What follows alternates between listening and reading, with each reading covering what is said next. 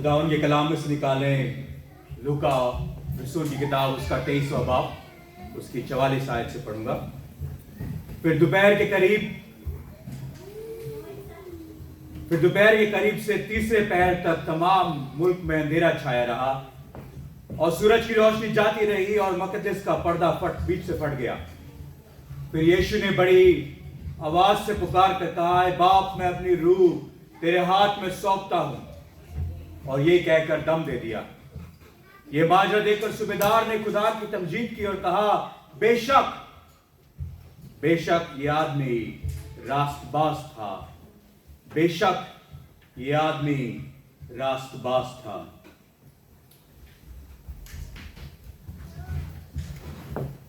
खुदावन ने अपनी रूह अपने बाप के हाथ में सुपुर्द कर दी।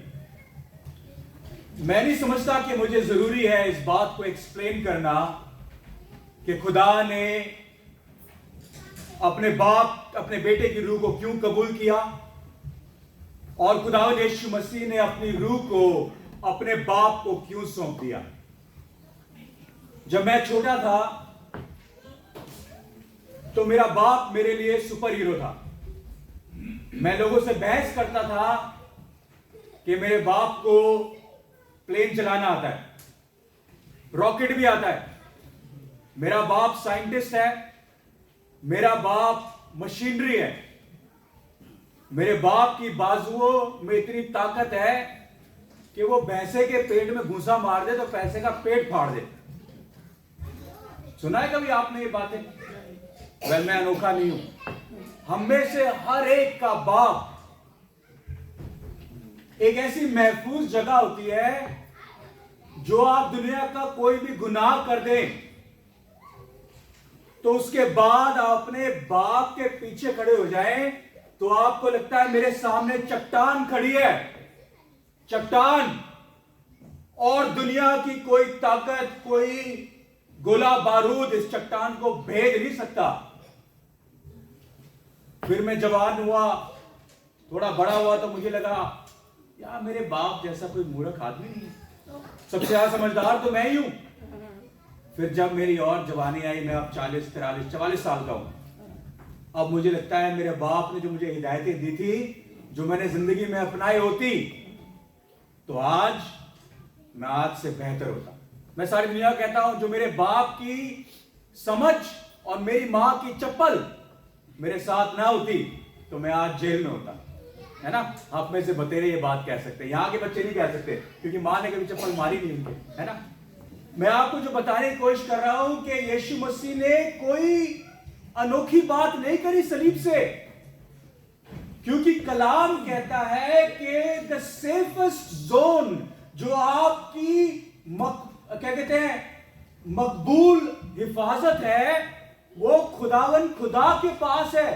जहां से रूह आती है वहां पर रूह वापस जानी लाजमी है। और मैं पिछले दिनों ये बात प्रीच कर रहा था कि God will always send you to its right owner.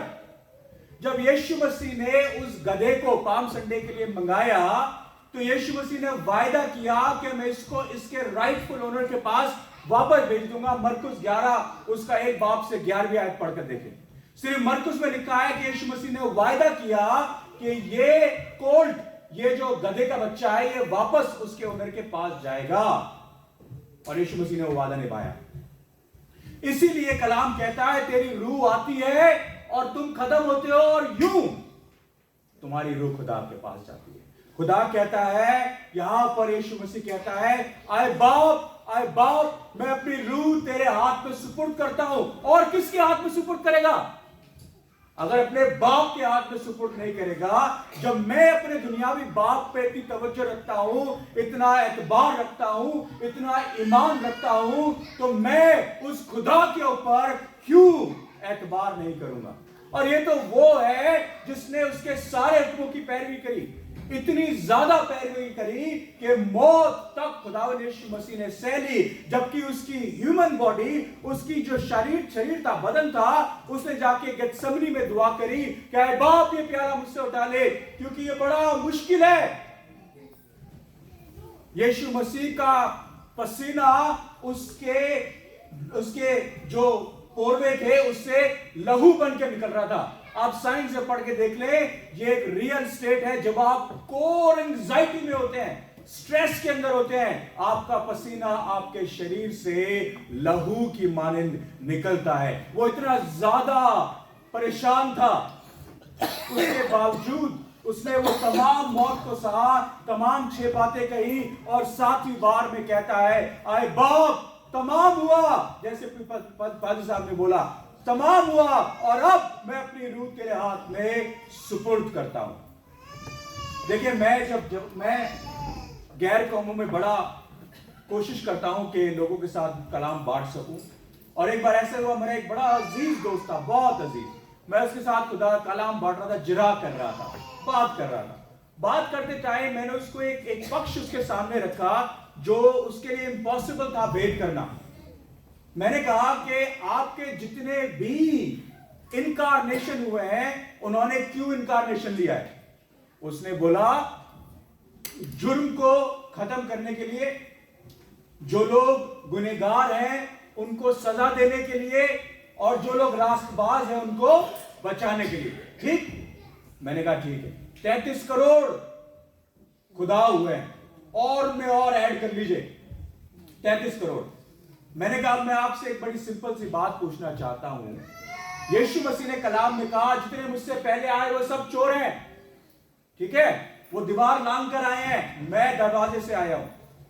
और मैं इसलिए आया ताकि जो लोग गुनहगार हैं वो सजा ना पाए, उनको खुदावन यीशु मसीह के लहू के बहाने से, उसकी मौत के वसीले वो रास्तबाज ठहराए जाए और खुदा के पास आ सके, और वो पर्दा जो बीच में था वो फाड़ा जा सके, और जहां पर वो जगह थी गैर कौमों के लिए, गैर काम में, वहां पर आकर खुदा की इबादत कर सके, ताकि ना कोई यहूदी रहे, ना कोई यूनानी रहे, ना कोई गैर कौम रहे।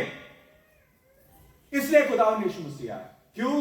क्योंकि जो बीमार है उसको डॉक्टर की जरूरत है, जो बीमार ही नहीं उसको डॉक्टर की जरूरत नहीं है। और समुदेशक 22 की किताब उसका 7 बाब उसकी 22 आयत कहती है, तुम में से एक भी रास्तबाज नहीं है, एक भी। तो चाहे गैर कौम हो, चाहे मसीह हो, चाहे यहूदी हो, चाहे यूनानी हो, सब एक जैसे हैं। मैंने कहा माना? बोला हाँ ठीक है। मैंने कहा अब तू डेथ बेड के ऊपर पड़ा है, you are dying, within 5 minutes you gonna be dead. यहां तेरे 33 करोड़ देवी देवता खड़े हैं, खुदा खड़े हैं, बड़े ताकतवर, बड़े भयानक, बड़े खूबसूरत सब, और वो तेरी रूह को ले जाने के तैयार है। कहां? नरक में, क्योंकि तू गुनहगार है। राइट? अब वो तुझे गुनहगार है, तेरी रूह को खुदा के पास नहीं, तेरी रूह को दोजख में लेकर जाने के तैयार है। और यहां यीशु मसीह खड़ा है जिसने तेरे लिए जान दी और कहता है कि तू मुझ पर ईमान ला, मैं तुझे खुदा के पास ले जाने के तैयार हूं, तुझे अपनी सुकूनत गाह में रखने के लिए तैयार हूं। बता तू किसके साथ जाएगा? उसके बाद उसने मुझसे बात करना बंद कर दिया, क्योंकि उसके बाद कोई जरा बची नहीं। अब मैं आपसे पूछता हूं, जितने लोग यहां पर बैठे हैं, आज आप मरने पर हैं, आप अपनी रूह किसके पास भेजना चाहते हैं? किसके पास भेजना चाहते हैं अपनी रूह?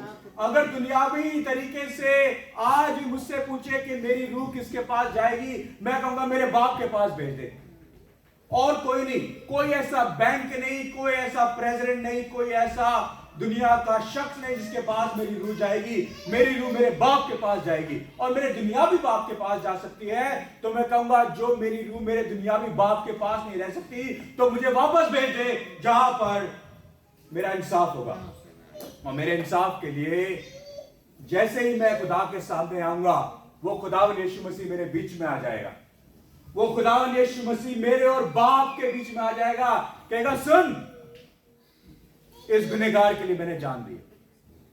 जब इसने अपनी रूह तेरे हाथ में सुपुर्द करी थी, तो मेरे थ्रू सुपुर्द करी थी, क्योंकि मैंने उस सलीब पर इसके लिए जान दी थी। मैंने अपनी रूह तेरे हाथ में सुपुर्द करी थी, इसलिए इसने अपनी रूह मेरे हाथ में सुपुर्द करी, और मैं इसकी रूह तेरे हाथ में सुपुर्द करता हूं। इसकी हिफाजत कर, क्योंकि मैंने इसके लिए जगह तैयार कर रखी है, ताकि जब ये मेरे पास आए तो मेरे वसीले सुकूनत गाह में जा सके। है कोई ऐसा जो और कहीं अपनी रूह को बचाना चाहता हो? नहीं, और कोशिश भी ना करें, क्योंकि कोई ग्रे एरिया नहीं है। जो दुनिया में रहोगे, दुनिया की चलोगे, दुनिया की सुनोगे, दुनिया के हुक्मों की पैरवी करोगे तो नरक में जाओगे, दोजख में जाओगे। इसके अलावा और कोई जगह नहीं है। जो खुदा में चलोगे, स्ट्रेट खुदा यीशु मसीह आपको अपने साथ ले जाने के लिए तैयार है। मैं 3 बातें बड़ी छोटी छोटी बोलूंगा, मेरे पास ज्यादा वक्त नहीं है। खुदा ने सलीबी मौत मेरे और आपके लिए सही क्यों? जब उसने कहा मैं अपनी रूह तेरे हाथ में सुपुर्द करता हूं, ये उसका आखिरी कलमा है जी। और अगर आखिरी कलमे के लिए आप निकालें साम उसका 31, जबूर 31 की आप पढ़े 10वीं आयत। ज़बूर 31 10वीं आयत क्या कहता है? क्योंकि मेरी जान गम में और मेरी उम्र कार में फना हुई, मेरी जोर मेरी बदकारी के बायस जाता रहा और मेरी हड्डियां घुल गई। उसके बाद साम 31 उसका 5 10वीं आयत नहीं 5वीं आयत। मैं अपनी रूह तेरे हाथ में सौंपता हूं, आए खुदावन सच्चाई के खुदा, तूने मेरा फिदिया दिया है। देखिए आखिरी वक्त चल रहा है खुदावन यीशु मसीह का, लास्ट टाइम चल रहा है। जब टेम्पटेशन में था यीशु मसीह, तब यीशु मसीह ने शैतान के साथ कैसे जिरा की थी? कोई बताएगा? कलाम के जरिए जिरा करी थी। और इस समय जब वो सलीबी मौत के ऊपर है, तब भी कलाम की बातें बोल रहा है, तब भी वो वापस जा रहा है। जो दाऊद ने अपने खुदा से कहा वो यीशु मसीह कोट कर रहा है, कलाम पर फिर आ रहा है। और दुआ के तरीके से दाऊद ने इस ज़बूर को लिखा था। और यीशु मसीह आखिरी वक्त भी जब वो कर रहा है, जब आखिरी वक्त में है, तब भी दुआ कर रहा है।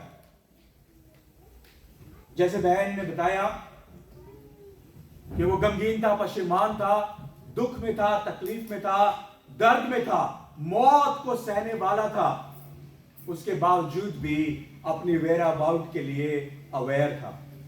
जानता था कि उसके आजू बाजू क्या हो रहा है, जानता था कि उसने इन गुनाहों को माफ करना जरूरी है, जानता था मेरी मां के साथ क्या होना जरूरी है, जानता था कि इनके डाकुओं के साथ होना क्या जरूरी है। उसको सब पता था, अपनी रूह के बारे में पता था।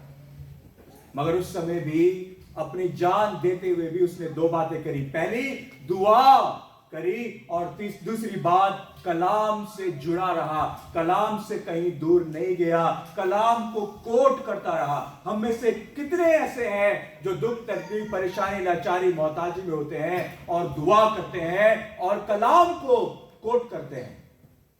जरूरी है। There is season of pain। हमारी जिंदगी में, सबकी जिंदगी में सफरिंग आती है, सबके सीजन में सफरिंग आती है। मगर हमारे को खुदा का कलाम कोट करना, खुदा के तरीकों से चलना और उससे दुआ करना लाजमी है, पहली बात।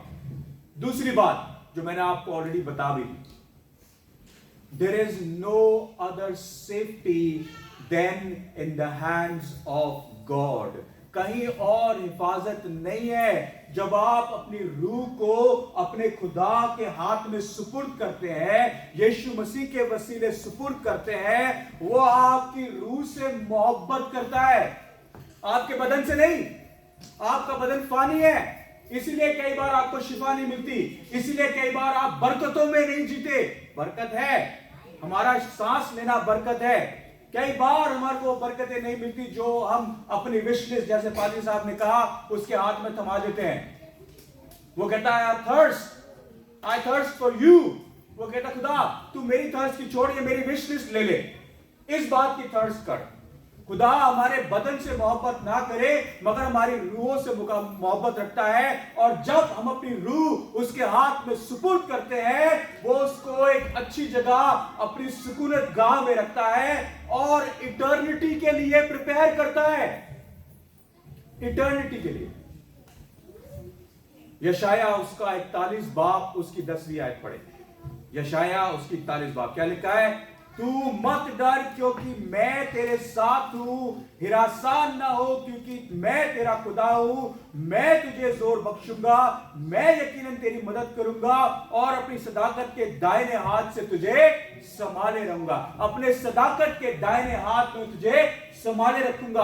और हम फिर भी डरते हैं अपनी रूह को खुदा यीशु मसीह को, खुदा बाप को देने में, जो कहता है मैं तेरी हिफाजत करूंगा अपने दाहिने हाथ से, अपने सदाकत भरे हाथ से, अपने जोरावर हाथ से। मैं तेरी रूह को संभाल कर रखूंगा। इसीलिए खुदावंद यीशु मसीह ने अपनी रूह अपने बाप के हवाले करी। और किसके हवाले करता? और किसके हवाले करता? क्योंकि वो उसमें एक था। वो खुदावंद यीशु मसीह उसमें एक था। ट्रिनिटी ऑफ गॉड, वो खुदा था, वो ही खुदा था, जमीन पर आया और उसके बाद वापस चला गया। देखिए, खुदावंद यीशु मसीह को मेरे हिसाब से दुनिया में रहने का कोई शौक नहीं था, कोई शौक नहीं था। क्यों? क्योंकि उसने सिर्फ 33 साल इस जमीन पर बिताए। चाहता तो लंबे टाइम तक बिता सकता था, सिर्फ 3 साल तक मिनिस्ट्री के लिए चाहता तो और बिता सकता था, बट दैट इंपैक्ट, जैसे पादरी पीटर ने कहा, इतना इंपैक्ट वाज इनफ। और उसको अपने बाप के पास वापस जाना जरूरी था। उस फेलोशिप में, उस खानदान में, जैसे बहन ने बताया कि ईमान के खानदान में वापस जाना जरूरी था। देखिए, जब खुदा ने हमारे को बनाया तो उसे फेलोशिप की जरूरत नहीं थी, उसे फेलोशिप की जरूरत नहीं थी। बाप, बेटा और रूह कुदूस अपने आप में इनफ फेलोशिप थे, अपने आप में इनफ ईमान का खानदान था कि उसको और कुछ बनाने की जरूरत नहीं थी। फिर भी उसने फरिश्ते बनाए, फिर भी उसने हमें बनाया ताकि हम उसकी इबादत कर सके, उसके फायदे के लिए नहीं, हमारे फायदे के लिए। यीशु मसीह जमीन पर आया अपने फायदे के लिए नहीं, हमारे फायदे के लिए। यीशु मसीह ने सलीब सही हमारे फायदे के लिए, अपने फायदे के लिए नहीं, मेरे फायदे के लिए अपनी रूह अपने खुदा के हाथ में वापस भेजी। क्योंकि जब तक वो जमीन पर रहता उसका काम मुकम्मल नहीं होता। उसकी रूह खुदा के पास जाना जरूरी थी ताकि वो हमारे लिए जगह तैयार कर सके, ताकि जब मैं और आप वहां पर जाए तो खुदा की सुकून में रह सके। ये लाजमी था। तो अंत में, इवन इन दी एंड, जो खुदा ने किया, अपनी रूह के हाथ में सुपुर्द करी, वो अपने फायदे के लिए नहीं, मेरे और आपके फायदे के लिए करी। इसीलिए उसने हमारे को यहां पर जोड़ कर रखा है। कहता है, अंधा दो एक साथ सोएंगे तो, जोर से बोले, 2 एक साथ सोएंगे तो गरम रहेंगे। 2 एक साथ सोएंगे तो गरम रहेंगे। अकेला चना बाहर नहीं फोड़ सकता। इसलिए खुदा ने यूनियन बनाई, इसलिए खुदा ने खानदान बनाया, और इसलिए खुदा ने कहा, जो तुम्हारे लहू से तुम्हारे साथ जुड़े तुम्हारा साथ नहीं देते, ना दे। खुदा के खानदान में जो ईमान के साथ है उनके साथ जुड़ो, उनके साथ जुड़ो। और मुबारक हो वो तुम, मैं अपनी बहन का जो उन्होंने सिखाया हमारे को, कि मुबारक हो तुम जब तुम्हारा खानदान ही पूरे ईमान में चलता है। मुबारक हो, ठीक है? खुदा में ही हिफाजत है। God will only give you peace and comfort and safety. क्योंकि खुदा ने यीशु मसीह, सोचिए किस जरिए से गुजर रहा है, कितनी तकलीफ से गुजर रहा है। वो कह रहा है, खुदा ये तमाम हुआ, बस कर, इनफ। मैंने देख लिया इस मुल्क को, मैंने देख ली तेरी बनाई हुई दुनिया को, बस अब तमाम हुआ। अब ये दुख तकलीफ खत्म कर। इसलिए मैं अपनी रूह तेरे हाथ में सुपुर्द करता हूं और तेरे पास आता हूं, ताकि वो कंफर्ट, वो सेफ्टी, वो पीस जो मैंने तुझसे जुदा होके पाई, आज मैं अपनी रूह तेरे हाथ में सुपुर्द करके उस हिफाजत को, उस पीस को, उस कंफर्ट को वापस लेना चाहता हूं। इसलिए मैं अपनी रूह तेरे हाथ में सुपुर्द करता हूं। वाइस की किताब में सुलेमान क्या कहता है? तुम्हारे मौत का दिन तुम्हारे पैदा होने से बेहतर है। यीशु मसीह जिस दिन पैदा हुआ उसी दिन जानता था कि 33 साल बाद मेरी, यही लोग जो मुझे हेल लॉर्ड कहते हैं, यही लोग मुझे नेल लॉर्ड कहेंगे, राइट? वो जानता था कि मेरा अंत क्या होने वाला है। वो सिर्फ इस जमीन पर आया क्योंकि he was obedient, क्योंकि उसको उसके हुक्मों की पैरवी करनी थी, अपने बाप के हुक्म को मानना था। इसलिए वो जमीन पर आया और 33 साल इस जमीन पर रहा, मरा, मुर्दों में जी उठा और उसके बाद आसमान पर वापस चला गया। पौलुस कहता है, बेहतर है कि मैं उस खुदा के पास वापस चला जाऊं, मगर तुम्हारे लिए मैं अभी भी यहां पर मौजूद हूं। फिलिपियों का 2 बाब पढ़कर देखें। कहता है, मेरा लाजमी है कि मैं उसके पास वापस चला जाऊं। मैंने सब देख लिया, शिपरेक देख लिए, स्टारवेशन देख लिया, हंगर देख लिया, भूख देख ली, सांप काटना देख लिया, सब कुछ देख लिया, मौत तक देख ली एक तरीके से। बस तमाम हुआ, बस इनफ हुआ। अब मैं अपने खुदा के पास वापस जाना चाहता हूं। मगर तुम्हारे लिए यहां पर हूं ताकि मैं तुम्हें और सिखा सकूं, ताकि खुदा के रेवलेशन को तुम्हें और बांट सकूं। इसलिए खुदावंद यीशु मसीह जमीन पर आया। मगर अब he is ready to go back to his comfort। वो उस खुदा के अपने बाप की हिफाजत में जाकर, जब यीशु मसीह ने रूस के हाथ में सौंपी होगी, खुदा ने उसको अपने गले से लगाया होगा, जैसे मुशरिफ बेटे के बाप ने यीशु मसीह को गले लगाया था। यीशु मसीह मुशरिफ नहीं था, हमारे गुनाहों को उठा के ले गया, मर गया, दफन हुआ, मुर्दों में से जी उठा। वो गुनहगार नहीं था, फिर भी उसके बाप ने उसे गले लगाया हो, क्योंकि वो उसमें से निकला था। तीसरी चीज, Jesus is our entry to the eternity. Yeshu Masih ने ये कहकर कि बाप मैं अपनी रूह तेरे हाथ में सुपुर्द करता हूं, मेरे और आपके लिए ये बात बता दी, एग्जाम्पल सेट कर दिया कि सुन, जब तेरी मौत आए, जो आनी लाजमी है, हर बंदे को आएगी, कोई ऐसा नहीं है जिसको मौत नहीं आएगी। हम में से कोई भी अमर बूटी खा के नहीं आया, हम सब मरेंगे। मगर खुदावन के कलाम में कह दिया कि तेरी जिंदगी क्या थी, छोड़, जब तू मौत के पास आए तो एक बात ध्यान रखना, जो मैंने किया था कि अपने बाप को अपनी रूह सौंपी थी, वैसे ही तू भी अपने रूह अपने बाप के हाथ में सुपुर्द करना। ठीक है? कुछ गलत तो नहीं कह रहा? कुछ गलत तो नहीं कह रहा? यीशु मसीह ने हमारे को पल पल, हर वक्त, हर तरीके से, हर टीचिंग में कुछ ना कुछ नसीहतें दी हैं। और आखिरी वक्त तक जब वो सलीब पर है, आखिरी कलमे में भी यही बोलता है कि जैसा मैंने किया तुम वैसे ही करो, जैसा मैं करता हूं तुम वैसे ही करो। Mirror me, not the world. वो सब दुनिया को अपनी रूह सौंप के जा रहे हैं। बहुत सारे लोग कहते हैं, अरे क्या रूह की बात कर रहे हो, जिस्म है, 5 एलिमेंट्स खत्म, मिट्टी में खत्म, आग में जल के खत्म, मशीन में रखा, राख बन गए, राख को उड़ा दो, खत्म, दैट्स इट। मगर यीशु मसीह क्या कह रहा है? सुनो, मैं तुम्हें हिदायत दे रहा हूं, जैसे मैंने अपनी रूह अपने बाप के हाथ में कर दी, ऐसे ही मैं तुम्हें हिदायत देता हूं कि अपनी रूह अपने बाप के हाथ में करने से पहले मत मरना।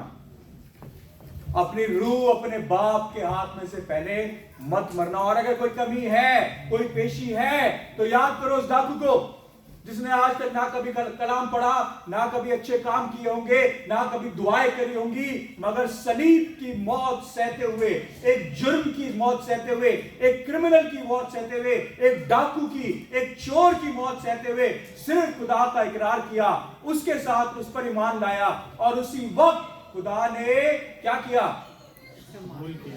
आज ही तू मेरे साथ फिरदौस में होगा, आज ही तू मेरे साथ फिरदौस में होगा, ये वायदा कर दिया। खुदा यीशु मसीह ने उसके काम क्या अच्छे थे, क्या बुरे थे, क्या उसकी नसीहत थी, क्या उसका दिल था, कुछ नहीं देखा। क्या उसकी नॉलेज थी, जैसे भाई साहब ने बोला, रंग भेद, कुछ नहीं देखा। सिर्फ अपने ग्रेस की वजह से, ग्रेस को तुम्हें क्या कहते हैं? फजल।